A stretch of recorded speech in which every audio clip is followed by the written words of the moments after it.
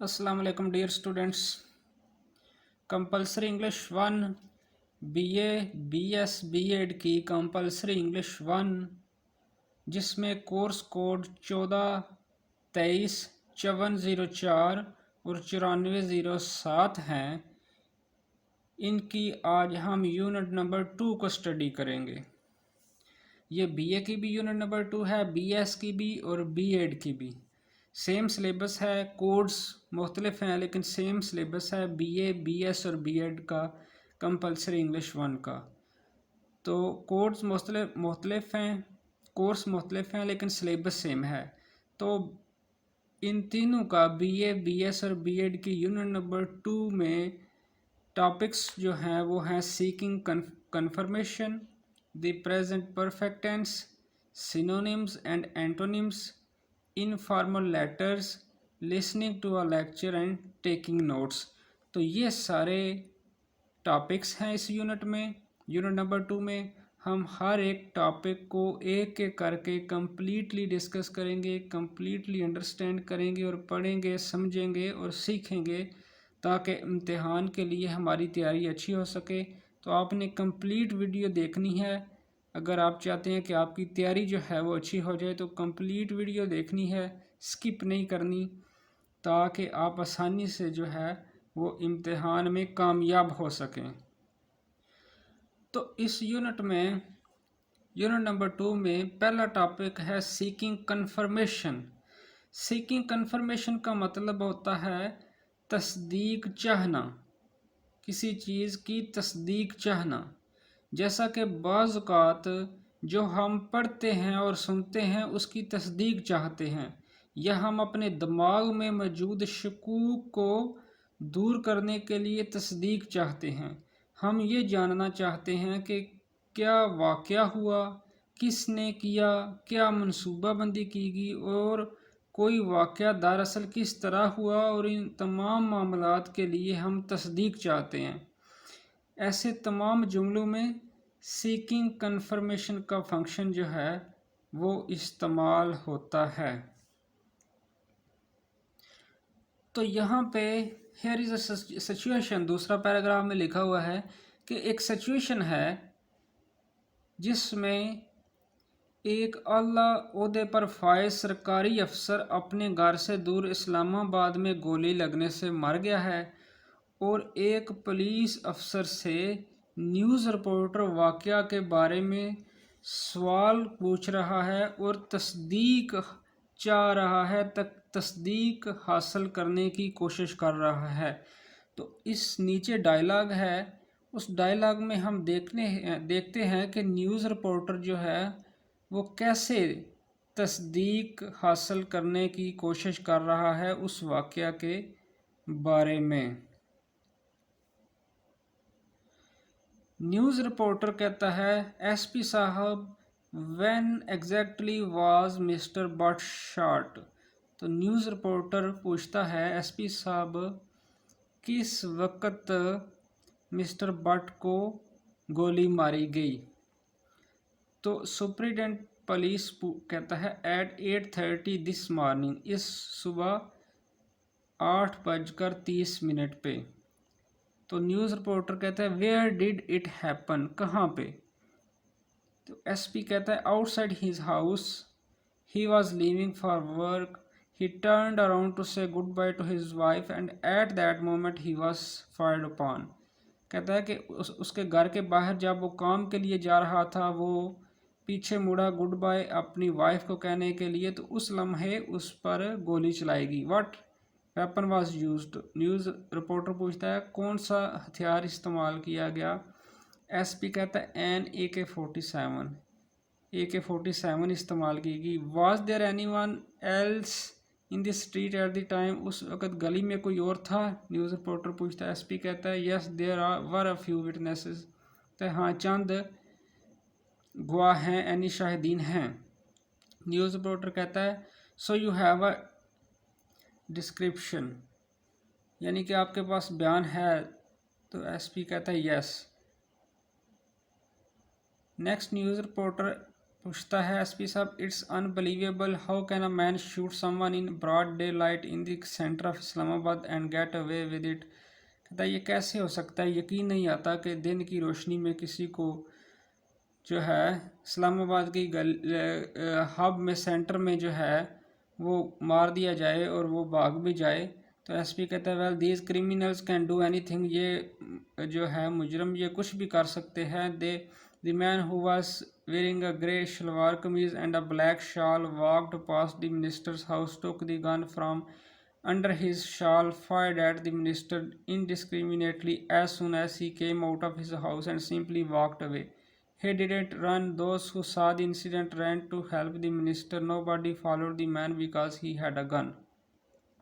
ये एसपी बता रहा है कि कैसा वो शख्स था, शलवार कमीज़ पहनी हुई थी, वो चल कर आया, उसके हाथ में गन थी, उसने मिनिस्टर के ऊपर फायर किया और वो चला गया, किसी ने उसका पीछा ना किया क्योंकि उसके पास गन थी।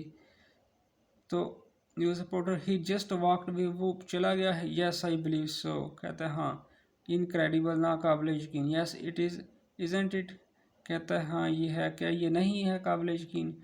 न्यूज़ रिपोर्टर कहता है do you suspect anyone or the motive behind the murder, क्या किसी पे आपको शक है या कोई वजह मर्डर के पीछे। एसपी कहता है at the moment we are unable to make any conclusion, कहता है इस वक्त हम किसी भी नतीजे पर पहुंचने के काबिल नहीं हैं। Here are some expressions from the dialogue। तो डायलॉग में कुछ एक्सप्रेशंस इस्तेमाल किए गए हैं, कुछ फ़िक्रे इस्तेमाल हुए हैं, सेंटेंसेस इस्तेमाल हुए हैं। हम देखते हैं उनमें किस तरह कन्फर्मेशन की गई है। So you have a description, news reporter पूछता है एसपी से, so you have a description, तो आपके पास, वो सवाल करता है कि आपके पास तफसील है, यानी कन्फर्मेशन के लिए वो पूछता है, कन्फर्म करने के लिए, तस्दीक करने के लिए कि आपके पास तफसील है वाक़या की। फिर वो कहता है ही जस्ट वॉकड अवे, वो चला गया, आराम से चला गया। सरप्राइज़, इसमें सरप्राइज़ है। द रिपोर्टर डिड नॉट से और यूज एनी क्वेश्चन फॉर्म, इस फिक्रों में रिपोर्टर ने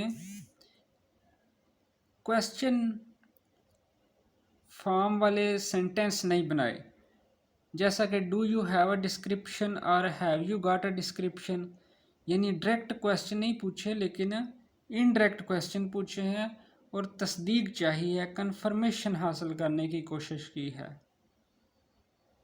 उसने, उस रिपोर्टर ने उस इंफॉर्मेशन की कंफर्मेशन हासिल करने की कोशिश की है जो उससे पहले ही पता है, जो जिसका उसने गेस लगाया हुआ है, अंदाज़ा लगाया हुआ है, लेकिन उसने सवालिया फ़िक्रा नहीं पूछा, डायरेक्ट सवाल नहीं किया, इनडायरेक्ट कंफर्मेशन जो है वो चाहिए। तो इसका मतलब है this brings us to study some more question types. तो राइटर कहता है कि पहले हमने 8 टाइप्स ऑफ क्वेश्चंस जो हैं, 8 किस्में क्वेश्चंस की पढ़ी हैं यूनिट नंबर 1 में। तो अब हम क्वेश्चन टाइप नंबर 9 की तरफ जाते हैं और देखते हैं कि वो कौन सी किस्म है।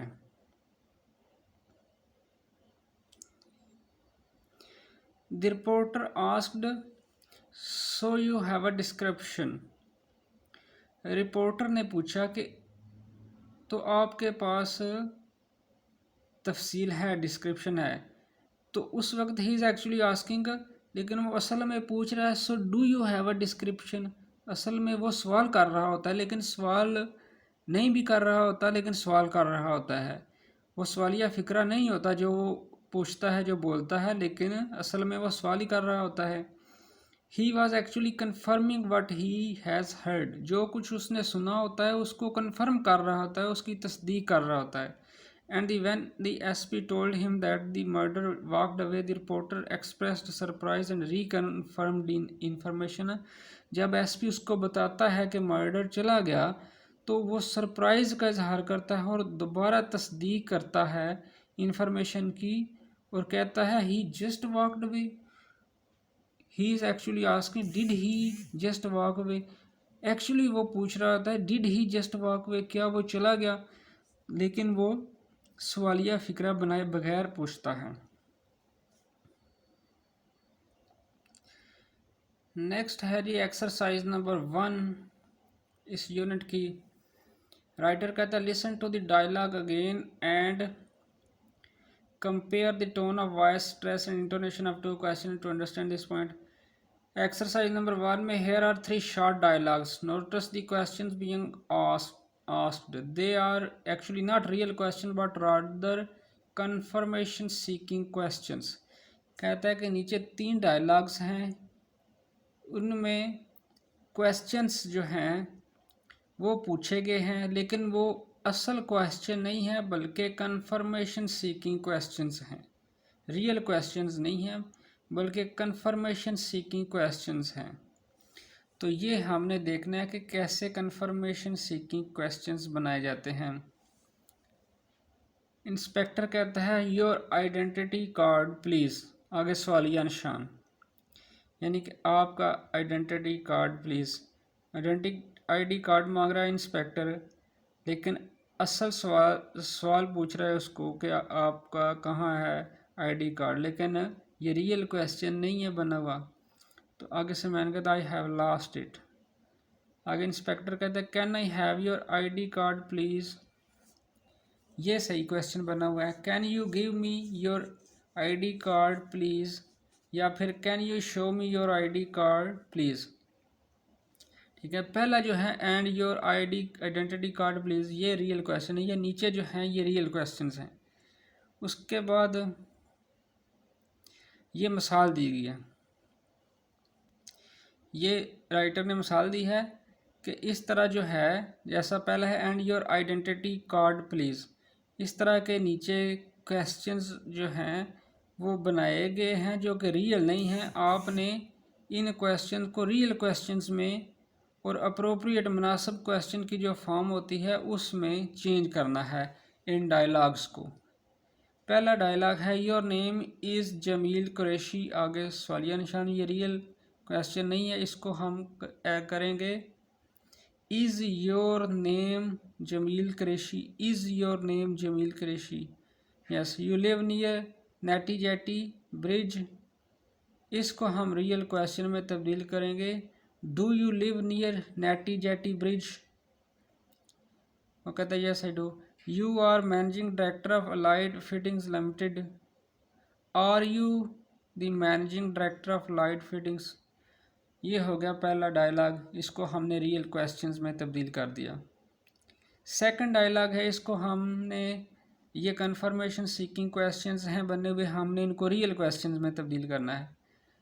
You worked in Saudi Arabia for 3 years. Did you work in Saudi Arabia for 3 years? That's right, I worked in Jeddah. You were working for the construction company Al Jazeera. Were you working for the construction company Al Jazeera? Yes. Again, you were trained as an accountant, but I see here that you worked as a personal manager in Saudi Arabia. ये हो जाएगा were you trend, आगे उसी तरह सारा फिक्र है, were you trend, वर पहले आ जाएगा यू से। नेक्स्ट डायलॉग तीसरा है you played your first tennis in 2004। Did you play your first tennis in 2004, did you play. आगे फिर and you scored a century in your first test innings, did you score a century in your first test innings. इस तरह हमने इनको confirmation seeking questions को real questions में हमने तब्दील कर दिया है। नेक्स्ट एक्सरसाइज नंबर 2 है What kind of expressions or questions you will use to ask for confirmation about the following information। ये कुछ फ़िक्रे हैं, इस फ़िक्रों में जो इन्फॉर्मेशन है उसकी कंफर्मेशन के लिए आप किस तरह जो है सवालात बनाएंगे। पहला फ़िक्रा गॉड आई वे 85 किलोस, कहता है कि मेरा वज़न 85 किलोस है। तो हम कैसे कंफर्म करेंगे? हम कह सकते हैं सो यू वे 85 किलोज, आगे सवालिया निशान, so you weigh 85 kilos. Next है I work in a theatre company, actually I am an actor. तो आप कंफर्म कर सकते हैं so you are an actor, so you are an actor. I am poet, I write poetry in English, and you write poetry in English. या आप कह सकते हैं and you are an English poet. Next है I am leaving my job and going back to Quetta for good. तो आप कह सकते हैं so you are leaving job and going back to Quetta.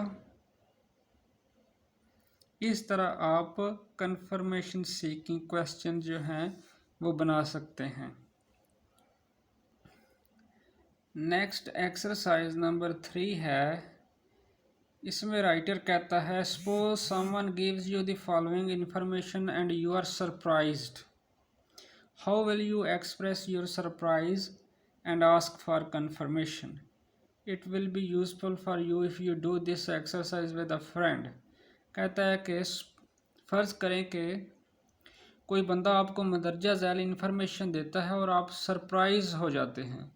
आप अपने सरप्राइज़ का इजहार कैसे करेंगे और कंफर्मेशन के लिए कैसे कहेंगे? मिसाल उसने दी है, last year I visited Britain, France, Italy, Germany, India, Malaysia and the United states. तो आप कैसे सरप्राइज़ का इजहार करेंगे? You visited 7 countries in a surprise tone में, सरप्राइज्ड वॉइस में आप कहेंगे यू विजिटेड 7 कंट्रीज़। यानी अगर आपको कोई कहे कि पिछले साल मैं बरतानिया, France, Italy, Germany, India, Malaysia और यूनाइटेड स्टेट्स गया, तो आप कहेंगे क्या आपने 7 मुल्कों की सैर की? आप सरप्राइज्ड वॉइस में कहेंगे। इस तरह है आई हैव 18 चिल्ड्रन। तो कैसे अगर आपको कोई कहे कि मेरे 18 बच्चे हैं, तो आप कहेंगे आपके 18 बच्चे हैं। इस तरह आप सरप्राइज टोन में कहेंगे यू हैव 18 चिल्ड्रन। इस तरह आप सरप्राइज़ का इजहार करेंगे और इसमें कंफर्मेशन के लिए भी आप एक पूछ रहे होंगे कि आपके 18 बच्चे हैं। You have 18 children, he has 6 fingers in his left hand and 7 in right hand. तो आप कहेंगे he has 6 in his left and 7 in his right hand, यानी he has 6 fingers in his left and 7 in right hand. I walked away all the way from Murree to Islamabad. अगर कोई आपको कहे कि मरी से इस्लामाबाद में पैदल गया, तो आप कैसे सरप्राइज का इजहार करेंगे? आप कहेंगे you walked all the way from Murree to Islamabad. We are going to learn the last type of questions. अब हम क्वेश्चन की आखिरी किस्म के बारे में पढ़ेंगे, जो कि क्वेश्चन टाइप नंबर 10 है। Read these examples. राइटर कहता है ये मिसालें देखें। She is a beautiful girl, isn't she. कहता है कि वो खूबसूरत लड़की है। इजंट शी, क्या वो नहीं है? एक ए कहता है, बी कहता है यस शी इज़, हाँ वो है। फिर एक कहता है it's such a pleasant weather, isn't it, कितना खुशगवार मौसम है, क्या नहीं है? बी कहता है यस इट इज़, हाँ ये है। These question are called tag question. ये जो है she is a beautiful girl के बाद इजंट शी, इजंट इट, इनको कहते हैं टैग क्वेश्चंस। टैग क्वेश्चंस जो हैं ये भी कंफर्मेशन के लिए, कंफर्म करने के लिए पूछे जाते हैं। किसी भी बात की कंफर्मेशन के लिए पूछे जाते हैं। जैसा कि it's a lovely day, isn't it, ये आज बहुत प्यारा दिन है, इजंट इट, क्या ये नहीं है? इस तरह टैग क्वेश्चंस पूछे जाते हैं कंफर्मेशन के लिए। It wasn't a good film, was it,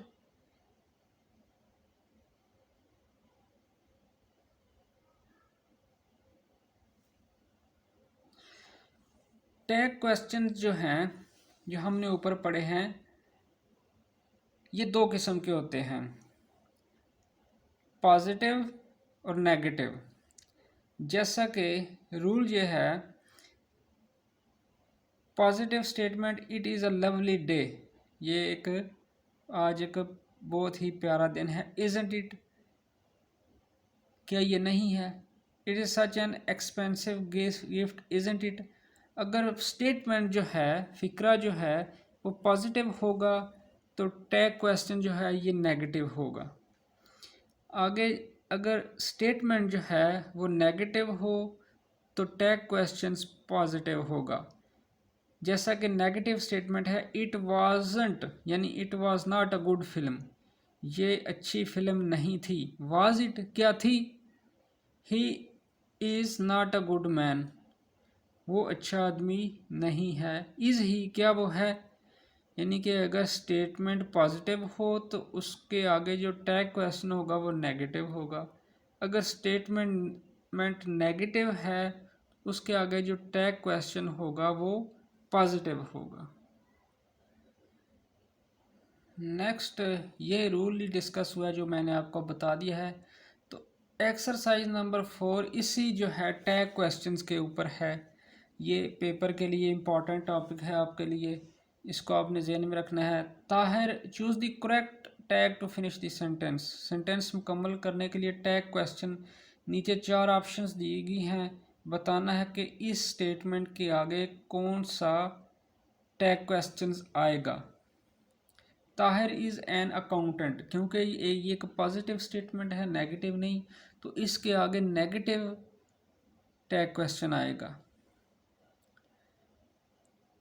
Tahir is an accountant,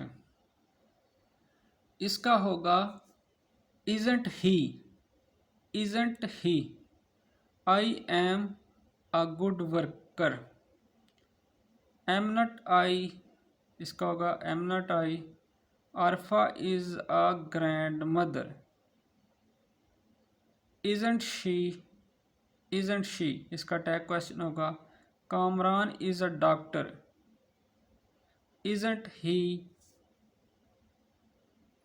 Jawad and Ali are students, aren't they, aren't they. I am here, am I not, you and I are busy right now, aren't we?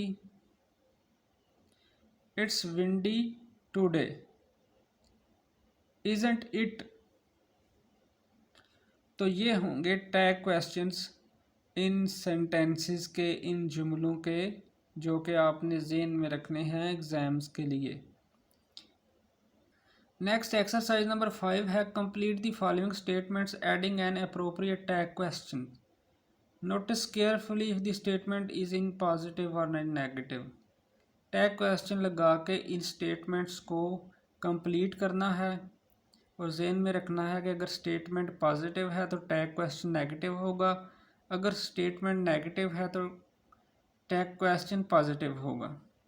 He didn't steel the money, ये statement negative है तो tag question positive होगा। तो आगे होगा did he failed the exam, didn't he, didn't he won't come here to live, will he? You have started a new job, haven't you?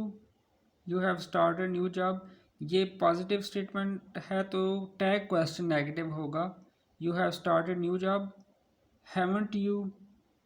You don't live here, do you? You don't live here, do you? तो ये हो गया यहाँ तक tag questions के बारे में, tag questions किस तरह बनाना है और उनको, ये जो एक्सरसाइजेज हैं ये भी आपने ज़हन में रखनी है। अगर टैग क्वेश्चन बनाने के लिए इम्तिहान में आ जाए तो आप जो है अब इस काबिल हो गए हैं, आपको समझ आ चुकी है टैग क्वेश्चन क्या होते हैं, आप आसानी से इसको हल कर लेंगे। नेक्स्ट सेक्शन बी में है स्ट्रक्चर। स्ट्रक्चर में टॉपिक है प्रेजेंट परफेक्ट टेंस। तो सेक्शन बी में हम प्रेजेंट परफेक्ट टेंस के बारे में जानेंगे, पढ़ेंगे कि ये टेंस क्या होता है, इसके रूल्स क्या हैं, इसको कैसे हम बनाते हैं। तो प्रेजेंट परफेक्ट टेंस जो है ये सेक्शन बी सारा इसके बारे में है। इसमें ये पहले राइटर कहता है कि ये एक डायलॉग पढ़ें। इस डायलॉग में जो है प्रेजेंट परफेक्ट टेंस का इस्तेमाल किया गया है, जैसे कि have you finished switched off the gas, yes I have switched off the gas and I have switched of all the lights. यानी कि ये बताना चाहता है कि किस तरह जो इस्तेमाल होता है। तो पहले हम जो है देख लेते हैं प्रेजेंट परफेक्ट टेंस है क्या। इसी डायलॉग की बुनियाद पर ये एक्सरसाइज है।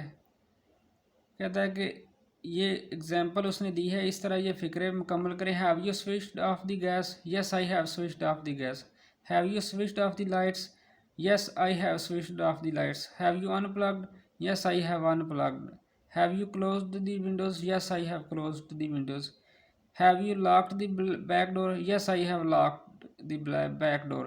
Have you given anyone a spare key, yes I have given. Have you forgotten anything, yes I have forgotten. इसी तरह यस आई हैव लगा के इनको फिल कर देना है। लेकिन समझने वाली चीज़ जो है आगे है, हम देखते हैं पहले कि प्रेजेंट परफेक्ट टेंस क्या भला है, ये होता क्या है। प्रेजेंट परफेक्ट टेंस जो है उर्दू के फ़िक्रात जो होते हैं जिनके एंड पे चुका है, चुकी है, चुके हैं, अलिफ है, छोटी ये है, बड़ी ये है, हो, जिन अल्फाज के, जिन उर्दू के अल्फाज के आहर में, जिन फ़िक्रों के आहर में, उर्दू के फ़िक्रात के जो आहर के अल्फाज हैं वो इन अल्फाज पे ख़त्म हूँ, जैसा कि चुका है, चुकी हैं, चुके हैं, या छोटी या अलिफ छोटी ये और बड़ी ये है, तो समझ लें कि वो फ़िक्रा जो है वो प्रेजेंट परफेक्ट टेंस का है। प्रेजेंट परफेक्ट टेंस को बनाने के लिए इसमें जो रूल है, जो फार्मूला है, जो रूल है वो ये है कि सबसे पहले सब्जेक्ट आता है, सब्जेक्ट, उसके बाद हैज़ या हैव, जिस तरह ये सामने लिखा हुआ है हैज़ या हैव। उसके बाद वर्ब की तीसरी फॉर्म, जैसे होता है प्ले, प्लेड, प्लेड, दूसरी और तीसरी फॉर्म। वर्ब की तीसरी फॉर्म लगती है प्रेजेंट परफेक्ट टेंस में। और उसके बाद ऑब्जेक्ट, जैसा कि नीचे एग्जाम्पल्स में दूसरा फिक्रा लिखा हुआ है, they have eaten their dinner, वो अपना डिनर कर चुके हैं या कर लिया है। सबसे पहले सब्जेक्ट, उसके बाद हैव या हैज़, उसके बाद वर्ब की तीसरी फॉर्म, जैसे पहली फॉर्म होती है ईट, दूसरी एट और तीसरी ईटन। उसके बाद देयर डिनर जो है ये हो गया ऑब्जेक्ट। इस तरह प्रेजेंट परफेक्ट टेंस जो है हम बनाते हैं। प्रेजेंट परफेक्ट टेंस में सबसे पहले सब्जेक्ट, उसके बाद हैज़ या हैव, फिर वर्ब की तीसरी फॉर्म और उसके बाद ऑब्जेक्ट। इसी तरह और मिसालें लिखी हुई हैं। I have done my homework, I, we, they. और अगर सब्जेक्ट प्लूरल हूँ, ज़्यादा हूँ, तो हैव इस्तेमाल होगा।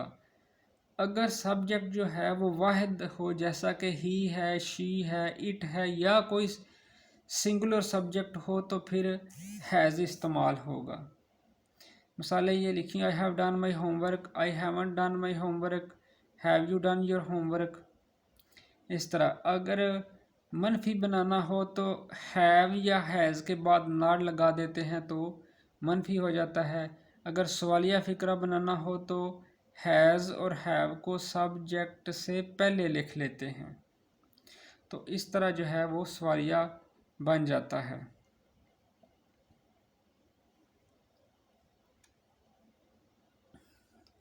एक्सरसाइज नंबर 7 जो है ये भी प्रेजेंट परफेक्ट टेंस के बारे में है। सिर्फ आपको सिखाने के लिए कि कैसे जो है प्रेजेंट परफेक्ट टेंस के फ़िक्रे बनते हैं, उसी की बुनियाद पे है कि नाहिद जो है एक पर्सनल सेक्रेटरी है लखानी ग्रुप ऑफ इंडस्ट्रीज़ की। तो वो अपने बॉस की डायरी जो है वो रोज़ाना देखती है कि कौन से काम कर लिए हैं और कौन से नहीं किए। तो उसका बॉस जो है वो रोज़ाना डायरी पे लिखता है कि ये काम करने हैं। तो वो कंफर्मेशन के लिए कि कैसे फ़िक्रे बनाएगी, ये डायरी है उसके बॉस की, तो वो कंफर्मेशन के लिए वहाँ से पॉइंट दे के कंफर्मेशन के लिए कैसे फ़िक्रे बनाएगी। नीचे एक मिसाल दी गई है, has he telephone the Peshawar office, yes he has. तो इस तरह हम वहाँ से पॉइंट्स देख के फ़िक्रे बना सकते हैं। जैसा कि पहला टेलीफोन दी पेशावर ऑफिस जो है इसका उसने फ़िक्रा बनाया है प्रेजेंट परफेक्ट टेंस में। Has he telephone the Peshawar office, क्या उसने पेशावर ऑफिस टेलीफोन कर लिया है। Telephone Lahore about the new contract, तो हम कहेंगे has he telephoned Lahore about the new contract. फिर नेक्स्ट क्वेश्चन होगा, has he seen mister Afzal from Afzal and sons limited. Has he checked the accounts? Has he interviewed candidate for the new post in the accounts office? Has he visited the warehouse and checked the warehouse?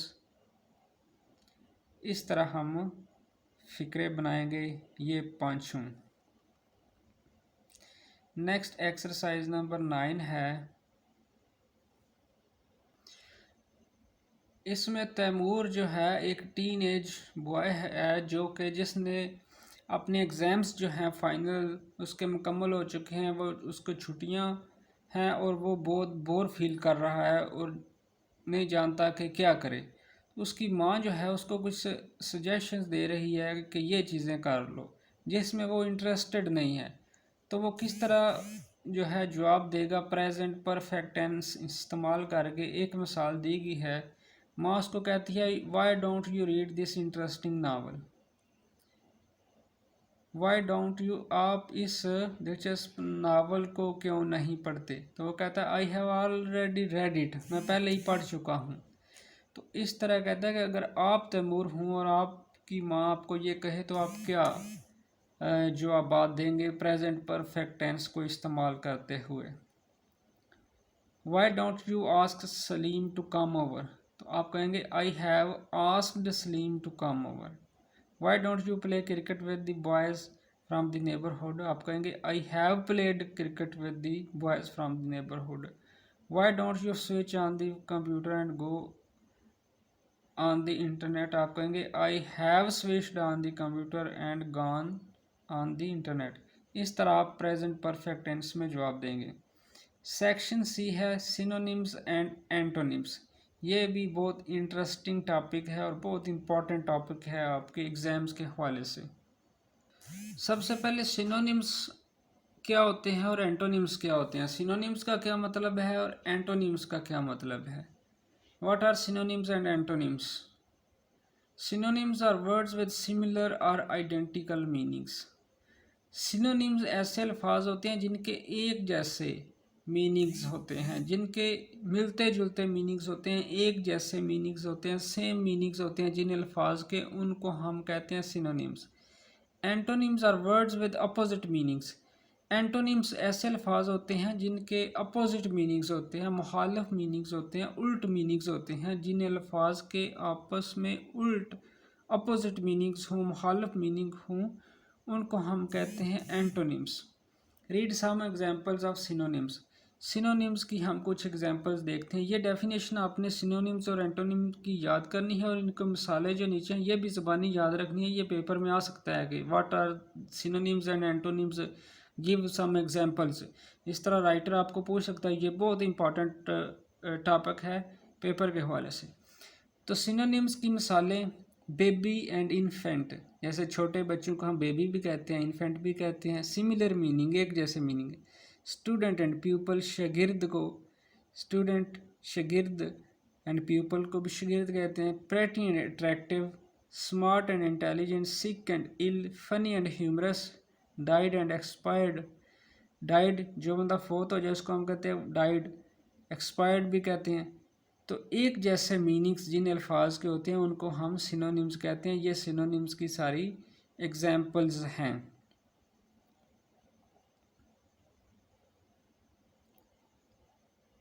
Read some examples of antonyms. नीचे antonyms की कुछ मिसालें, जैसे कि dead and alive. Dead मुर्दा, alive जिंदा। उल्ट मतलब, opposite meanings. Near and far, near नज़दीक, फार दूर। वार एंड पीस, जंग और अमन।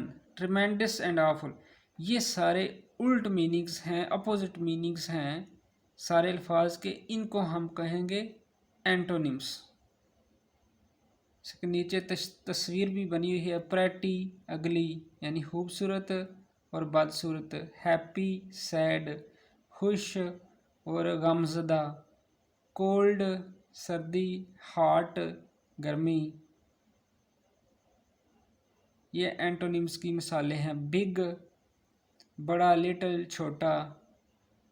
Kind, mean, start, finish, lose, find. ये सारी एंटोनिम्स की मिसालें हैं। Exercise number 10। Here is a synonym exercise. In each sentence there is a word printed in bold followed by 3 choices.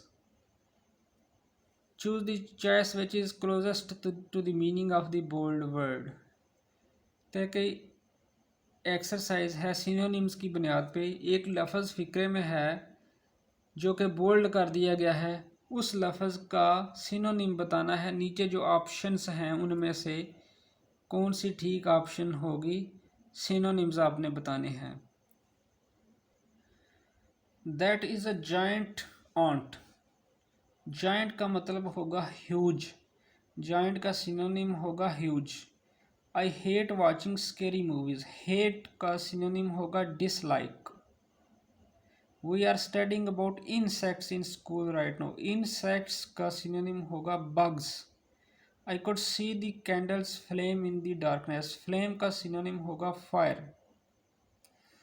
Next exercise, choose the correct antonym of the word printed in bold in each sentence. तो इस exercise में हमने antonym बताने हैं, उल्ट meanings बताने हैं, opposite meanings.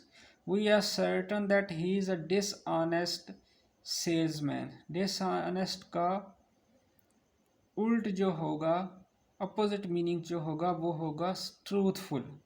She always pays attention when others are speaking. Never, always का होगा never. It's important that we make a thoughtful decision. इसका थाटफुल का एंटोनिम होगा foolish. Ruby loves to sing and she has a very weak voice. Weak का antonym होगा strong.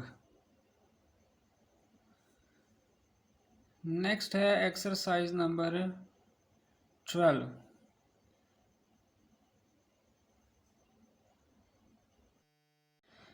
इसमें writer कहता है read this short paragraph. There are 4 words that are printed in bold. Read the list of words that are given in the box. Substitute each bold word in the paragraph with its closest synonym. कहता है ये paragraph पढ़ें, इसमें 4 लफ्ज़ हैं जो bold किए गए हैं, जो आपको नज़र आ रहे होंगे। इसमें पहला है क्यूरियसिटी, दूसरा है एक्सपेरिमेंटिंग, तीसरा है न्यूमरस, चौथा है इंटेंसली। तो ये 4 वर्ड्स हैं बोल्ड किए गए।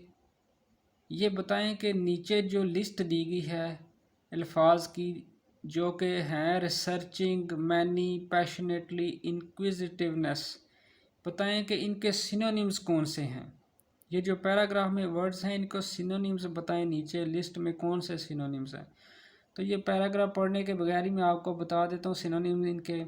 क्यूरियसिटी का सिनोनिम है इंक्विजिटनेस।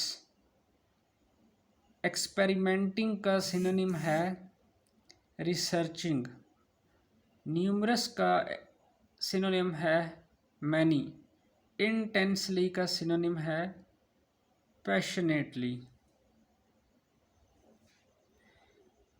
नेक्स्ट हम देखते हैं ये एक पैराग्राफ है बपसी सिद्धवा के बारे में। ये नावलिस्ट है, नावल लिखती है। ये पैराग्राफ है। इस पैराग्राफ में कुछ वर्ड्स जो हैं वो बोल्ड किए गए हैं, तो इसकी बुनियाद पे आगे एक्सरसाइज नंबर 13 है। एक्सरसाइज नंबर 13 में राइटर कहता है कि ऊपर जो पैराग्राफ है उसमें जो बोल्ड लफाज हैं उनके सिनोनिम्स बताएं। तो पैराग्राफ आप खुद पढ़ें, इसमें जो अल्फाज हैं उसके मैं आपको सिनोनिम्स बता देता हूँ। पहला लफ्ज़ है अक्लेम्ड। अक्लेम्ड, ये जो राइट साइड पे ऊपर आपको नज़र आ रहा है अक्लेम्ड, इसका मीनिंग है अपलॉडेड। APPLAUDED, uploaded. उसके बाद है नीचे non existent. Non existence, non existent, इसका सिनोनिम है मिसिंग। उसके बाद न्यूमरस, न्यूमरस का सिनोनिम होगा मैनी। ट्रायम्फ्ड, उसके बाद है ट्रायम्फ्ड, इसका सिनोनिम होगा विक्टोरियस। उसके बाद ऑनर्ड, ऑनर्ड का अवार्डेड। ल्यूमिनस, ल्यूमिनस का होगा ब्रिलियंस। और प्रिसाइज का होगा स्पेसिफिक। ये एक्सरसाइज नंबर 13 जो है ये हल हो चुकी है आपकी। सेक्शन डी है राइटिंग। इसमें हम देखेंगे कि इनफॉर्मल लेटर्स जो हैं वो कैसे लिखे जाते हैं। जैसा कि आप जानते हैं टेलीफोन, मोबाइल और ईमेल के इस दौर में खतूत की अहमियत कम हुई है लेकिन ख़त्म नहीं हुई। हम में से हर एक को बहुत से मौक़ों पर ख़त लिखने की ज़रूरत पेश आती है। ख़त अमूमन दो तरह के होते हैं, इनफॉर्मल पर्सनल या फ्रेंडली लेटर्स, यानी कि इनफॉर्मल लेटर्स और फॉर्मल लेटर्स। इनफॉर्मल लेटर्स को हम पर्सनल या फ्रेंडली लेटर्स भी कहते हैं। उर्दू में इनको गैर रस्मी, ज़ाती या दोस्ताना खतूत कहते हैं, इनफॉर्मल लेटर्स को। ये ऐसे खतूत होते हैं जो हम अपने अजीज़ों, रिश्तेदारों या दोस्तों के नाम लिखते हैं। इनमें मुबारकबाद के खतूत, शुक्रिया या माज़रत के खतूत या मुख्तलिफ अमूर पर तबादला ख्यालात के खतूत शामिल हैं। इनको गैर रस्मी इसलिए कहा जाता है क्योंकि इनमें ज़ाती और बेतकल्फ़ी का अंदाज़ पाया जाता है। इसके अलावा फॉर्मल लेटर्स ऐसे खतूत होते हैं जो दफ्तरों, सरकारी महकमों या नावाकिफ़ अशख़ास के नाम लिखे जाते हैं। इनमें रस्मी और तकल्लुफ़ाना अंदाज़ पाया जाता है। इनमें मुख्तलिफ महकमों के नाम, शिकायत या दरख्वास्तें, मुलाजमत के लिए दरख्वास्तें, एडिटर के नाम, खतूत वगैरह शामिल हैं।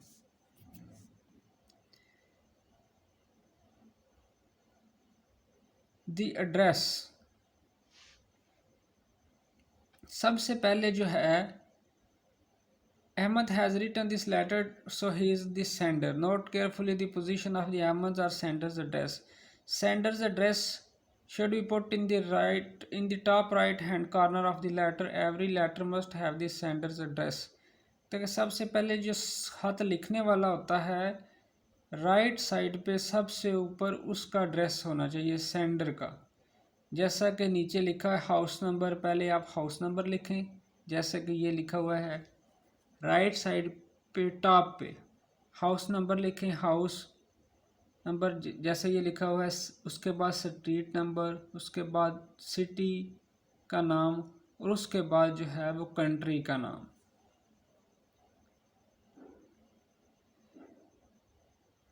लेटर जो है, इनफॉर्मल लेटर जो है उसमें ये चीज़ें होती हैं, ये चीज़ें हमने ज़हन में रखनी होती हैं कि ये सारी चीज़ें जो हैं एक लेटर में होनी चाहिए। दी हेडिंग, सबसे पहले हेडिंग में क्या चीज़ें आ जाती हैं? This includes the address line by line with the last line being the date. The heading is indented in the right side of the page if using pre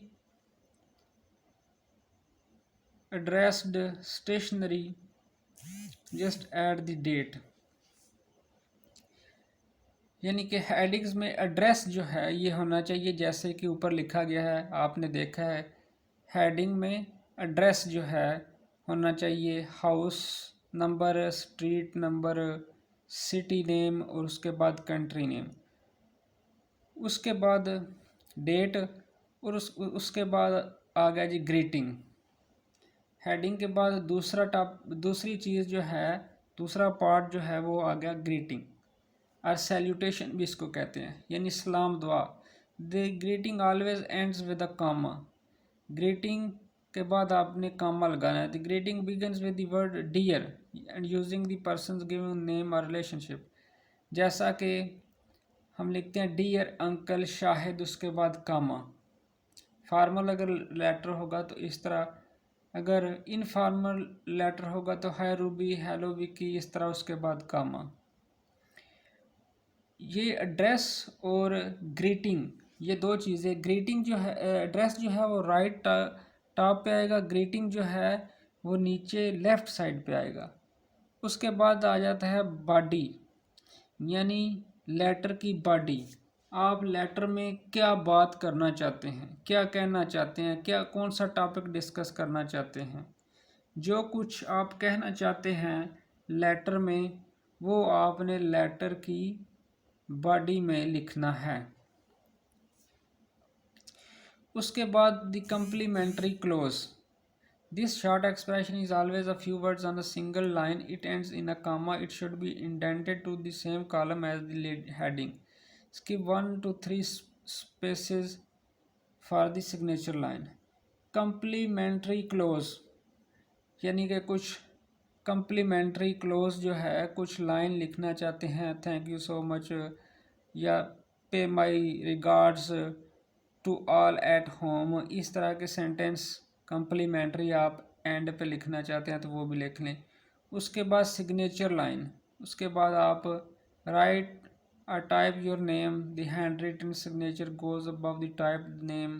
If the letter is quite informal, you may omit the signature line as long as you sign the letter।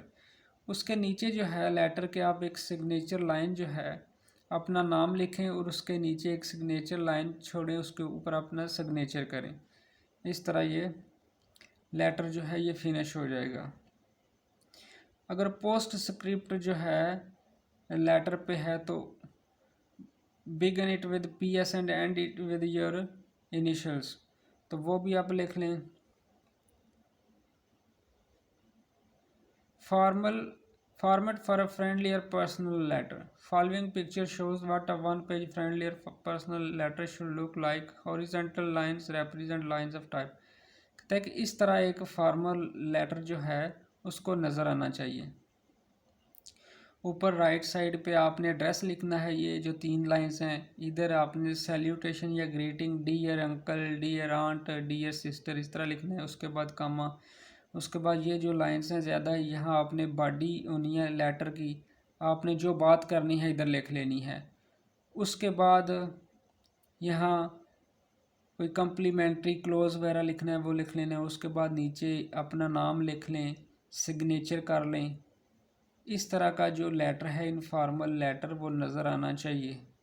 Punctuation in informal और personal letters, ये जो informal letter होते हैं इनमें punctuation किस तरह करनी है, यानी कि कहाँ फुल स्टॉप लगाना है, कहाँ कॉमा लगाना है, कहाँ सेमी कॉलन लगाना है, पंक्चुएशन किस तरह करनी है। शुरू में आप ग्रीटिंग में लिखते हैं डियर फ्राज, डियर अंकल, उसके बाद कॉमा लगाना है। क्लोजिंग पे sincerely, obediently, faithfully, truly yours, उसके बाद भी आपने कॉमा लगाना है।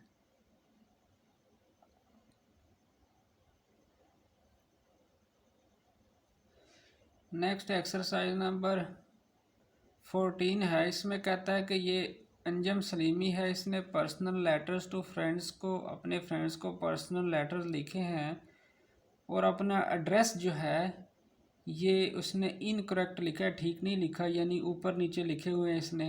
जो चीज़ पहले लिखनी है वो बाद में लिख दी है, तो ये आप ठीक करें। तो ये जो ऊपर तरतीब आपको बताई है उसको देख के आप इसको ठीक कर सकते हैं, उस तरतीब के मुताबिक चीज़ें लिखनी हैं। उसके बाद बताता है कि डेट कैसे लिखनी है। एड्रेस जो लिखना है उसके एंड पे डेट लिखते हैं। तो डेट के मुख्तलिफ तरीके हैं, इनमें से कोई भी तरीका, ये जो लिखा है 14 फरवरी 2005, 14 फरवरी 2005, 14 फेब फुल स्टॉप 2005, तो इनमें से कोई भी तरीका अपना लें आप डेट लिखने का, सब ठीक है।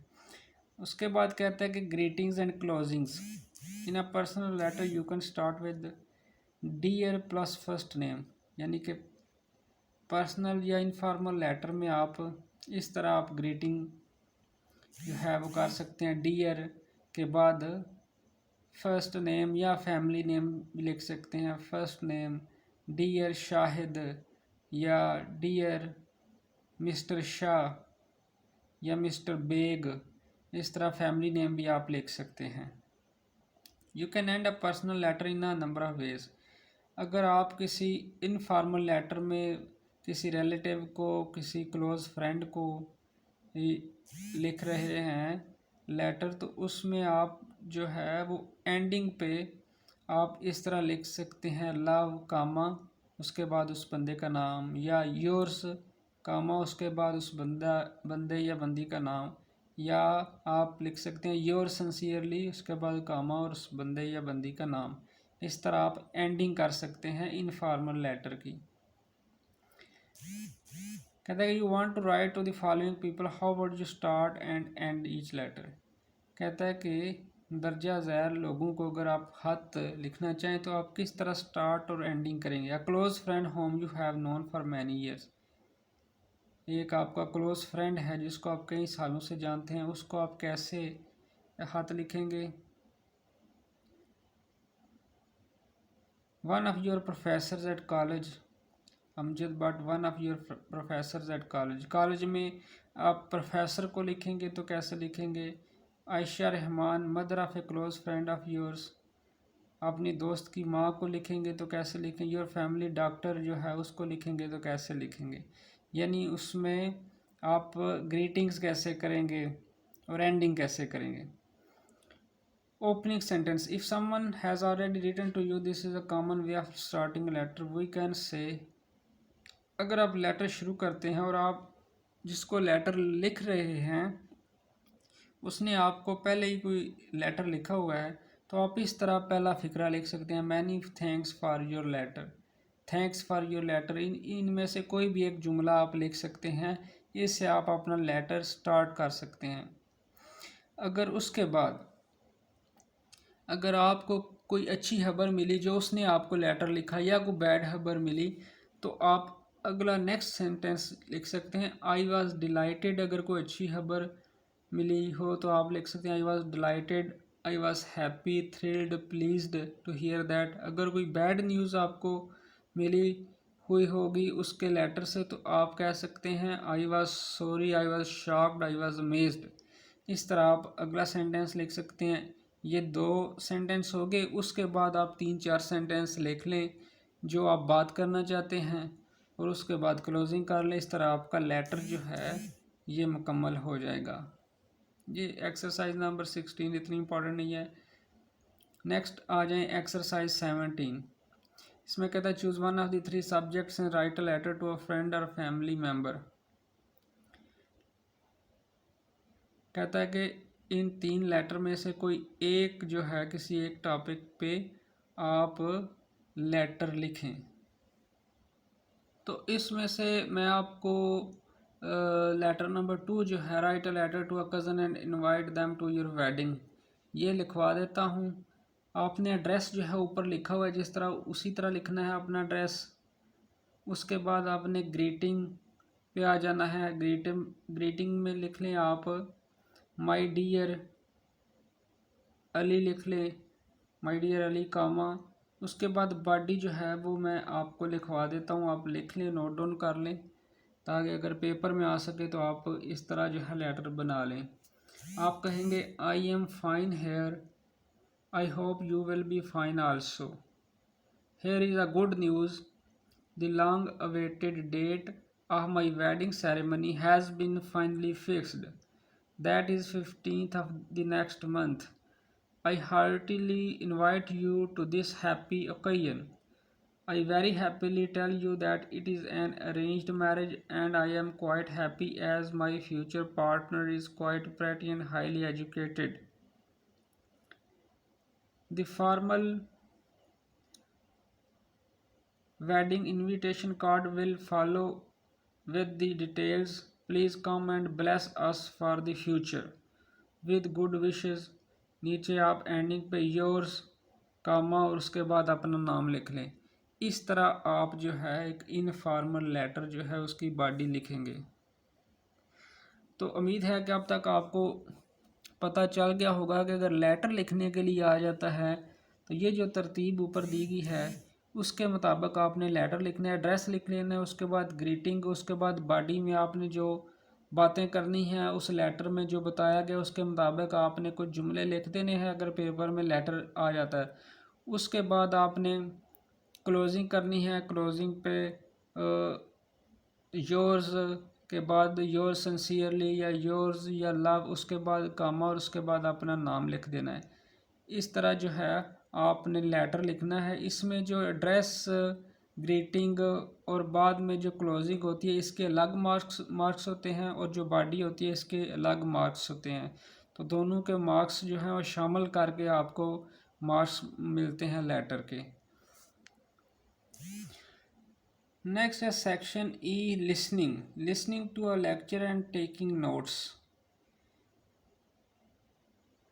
यानी कि लेक्चर सुनना और नोट्स जो है वो लिखना।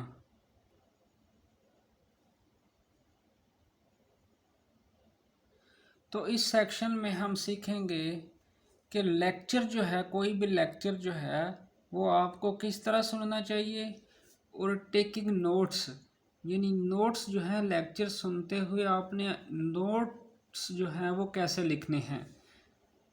दो चीज़ें हैं इसमें सीखने वाली। यानी जब आप कोई लेक्चर सुनते हैं, आप सुन रहे होते हैं, एक्टिवली सुन रहे होते हैं, उसमें पार्टिसिपेट कर रहे होते हैं, तो आपको किस तरह सुनना चाहिए और उसके नोट टेकिंग करनी चाहिए। नोट टेकिंग क्या होती है, जब आप कोई भी लेक्चर सुन रहे होते हैं तो उसमें जो इम्पॉर्टेंट पॉइंट्स होते हैं, जो अहम चीज़ें होती हैं, जो आप समझते हैं कि ये चीज़ें मुझे याद रखनी चाहिए, ये मेन पॉइंट्स हैं, उसको आप लिखते जाते हैं, अपनी नोटबुक पे लिख लेते हैं ताकि बाद में आप उनको देख सकें और उनसे मदद ले सकें कि कौन से मेन पॉइंट्स जो हैं वो पहले डिस्कस हुए हैं। तो इसको कहते हैं नोट टेकिंग। तो here are some useful tips that can help you become an effective listener and note taker। तो कुछ टिप्स हैं इसमें दी गई जिनको फॉलो करके आप इफ़ेक्टिव लिसनर, एक अच्छे लिसनर बन सकते हैं, लेक्चर सुन सकते हैं अच्छी तरह और एक अच्छे नोट टेकर बन सकते हैं। Before you listen to the lecture सुनने से पहले आपको क्या तैयारी करनी चाहिए, क्या करना चाहिए। कहता है कि develop a proper mind set toward listening, that is prepare your self towards listening to the lecture. पहले अपनी ज़हन साजी कर लें कि आप जो है अपने आप को तैयार कर लें कि आप एक लेक्चर सुनने जा रहे हैं। उसके बाद enhance your physical and mental alertness by sitting in the front and are car centre of the room and develop an eye contact with the speaker. उसके बाद अपना जो फिज़िकल और मेंटल जो है अलर्टनेस जो है, अलर्ट होके बैठें फ्रंट पे या रूम के दरमियान और स्पीकर जो है जो लेक्चर दे रहा है उसके साथ आई कांटेक्ट रखें। Choose a nice looking notebook that will encourage you to take notes. एक अच्छी सी नोटबुक होनी चाहिए आपके पास जिस पे आप नोट्स लिख सकें। Number the pages are important points, pages पे नंबर वगैरह लगा लें। Do some prior reading if you can about the topic being presented in the lecture.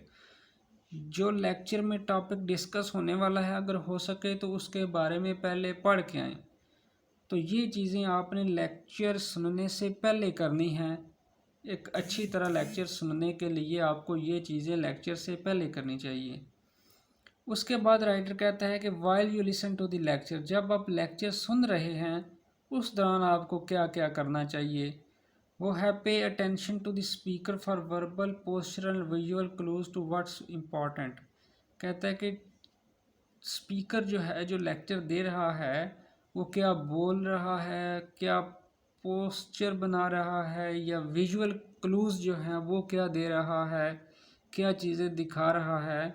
तो उसकी तरफ ध्यान दें कि कौन सी चीज़ें इंपॉर्टेंट वो कर रहा है। रेसिस्ट डिस्ट्रैक्शंस और बोर्डम।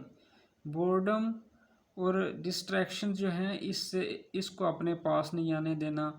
लेबल इम्पॉर्टेंट पॉइंट्स जो हैं उनको लेबल लगा लें।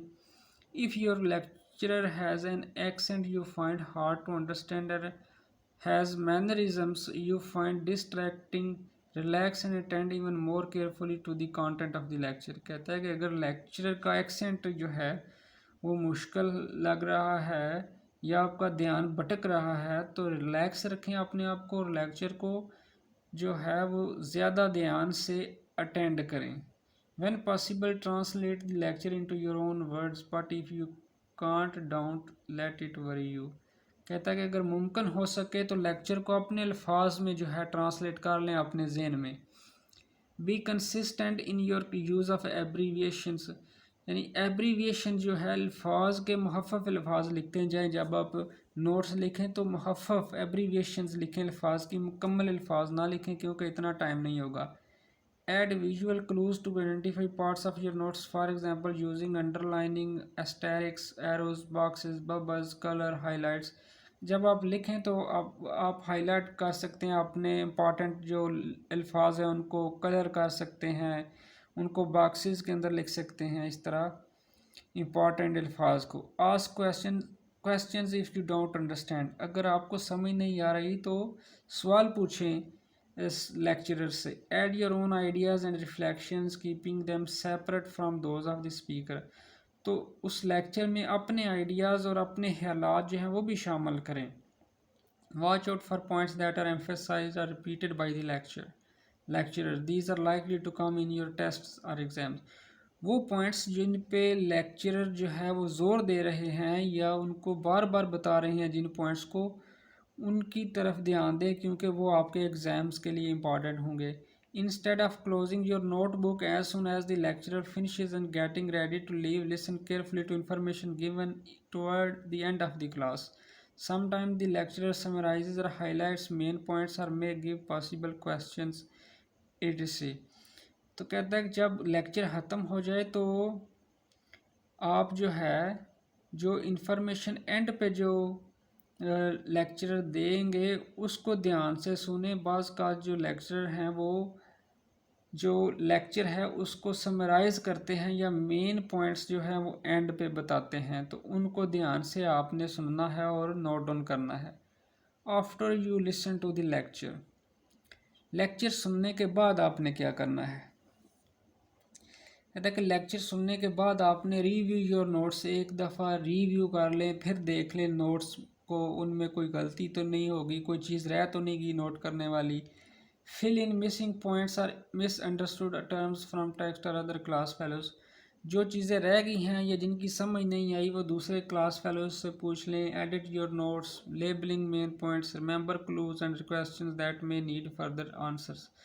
कहता है कि अपने नोट्स में कोई एडिट करना है तो वो कर लें, मेन पॉइंट्स को लेबलिंग करनी है, हाईलाइट करने हैं वो कर लें, या कोई क्वेश्चन पूछना है वो पूछ लें। Make up your own possible test questions, और उन जो लिखा है उनमें से अपने सवाल जनरेट करें, अपने लिए टेस्ट जो है वो बनाएं। तो ये चीज़ें जो हैं, कहता है कि आपको लेक्चर सुनना और सुनने के लिए और नोट्स जो है वो लिखने के लिए, ये चीज़ें आपको लेक्चर सुनने के पहले, लेक्चर सुनने के दौरान और लेक्चर सुनने के बाद करनी चाहिए।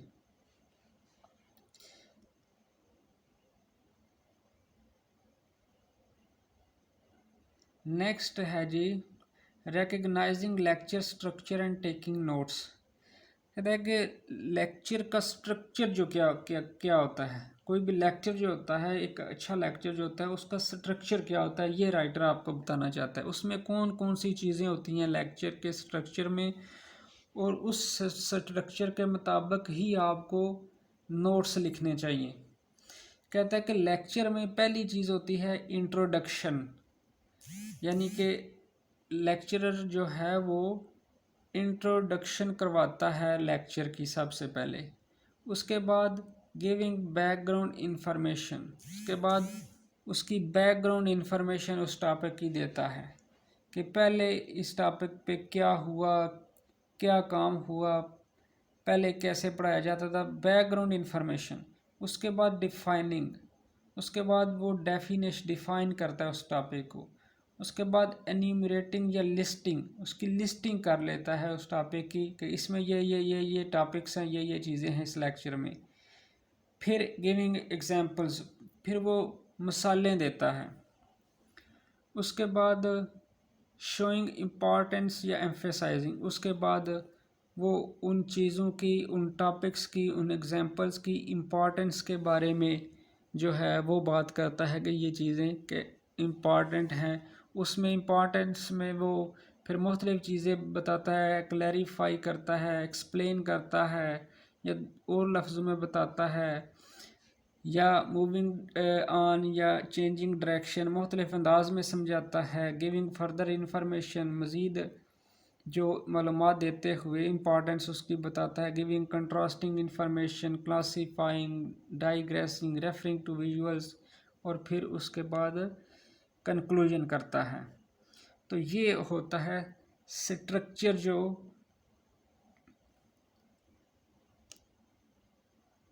किसी भी लेक्चर का स्ट्रक्चर होता है। तो इसमें सबसे पहले इंट्रोडक्शन, इंट्रोडक्शन में वो क्या कहता है जी, लेक्चर का स्ट्रक्चर जो होता है उसमें सबसे पहले इंट्रोडक्शन, इंट्रोड्यूसिंग होती है। लेक्चरर जो है इंट्रोड्यूस करवाता है topic. At the beginning of the lecturer will give you some idea about the structure of the lecture. Listen for these introductory signals as it will help you understand what the lecture is saying. तो सबसे पहले introduce करवाता है, तो उसमें इस तरह के फ़िक्रे बोलता है lecture. What I intend to say is what I would like to discuss, what I intend to explain. इस तरह के जो एक्सप्रेशंस हैं, इनमें से कोई भी एक इस्तेमाल करके वो जो है इंट्रोडक्शन शुरू करता है। उसके बाद गिविंग बैकग्राउंड इंफॉर्मेशन, उसके बाद वो बैकग्राउंड इंफॉर्मेशन देता है लेक्चर की, प्रीवियस इंफॉर्मेशन, बैकग्राउंड इंफॉर्मेशन देता है। और इस तरह के फ़िक्रे जो है इनमें से कोई भी एक फ़िक्रा इस्तेमाल करके, सेंटेंस इस्तेमाल करके राइटर जो है वो शुरू करता है। As we know, as we have already seen, as we all read, इस तरह। उसके बाद डिफ़ाइन, उसके बाद वो अपना जो है टर्म्स जो यूज़ होनी है लेक्चर में, जो डिफ़िकल्ट वर्ड्स यूज़ होने हैं, उनको उनकी डेफिनेशंस कर देता है, ताकि लेक्चर के दौरान जो है वो कोई मुश्किल पेश ना आए लेक्चर अंडरस्टैंडिंग करते हुए स्टूडेंट्स को। Listing, the lecturer will often be explicit about the order in which new points will be presented. To make the order clear, they use various connectives such as, तो वो बता देता है कि firstly ये चीज़ डिस्कस होगी, secondly ये चीज़, next ये चीज़, थर्डली ये चीज़, लास्टली ये चीज़, और फाइनली ये चीज़ हम डिस्कस करेंगे। लिस्टिंग जो है पॉइंट्स की कर देता है लेक्चरर जो है लेक्चर में। Giving example, it is in lectures it is common to support generalisations with examples. तो जो बातें वो करता है लेक्चर में, जो पॉइंट्स डिस्कस करता है लेक्चरर, उनकी वो फिर मिसालें देता है लेक्चर में। उसके बाद जो पॉइंट्स डिस्कस किए जाते हैं उनकी इम्पॉर्टेंस जो है वो बयान की जाती है,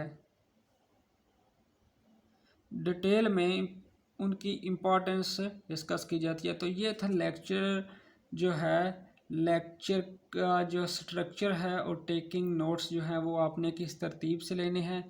तो अगर आपने अभी तक हमारा चैनल सब्सक्राइब नहीं किया तो इसको ज़रूर सब्सक्राइब कर लें, दूसरे साथियों को भी बता दें ताकि सबकी तैयारी हो जाए, और घंटी के निशान को दबा दें ताकि आने वाली वीडियोस जो हैं वो आप तक पहुंचती रहें। उम्मीद करता हूं कि आपकी तैयारी अच्छी हो जाएगी। तो ये था आज का lecture. Thank you so much.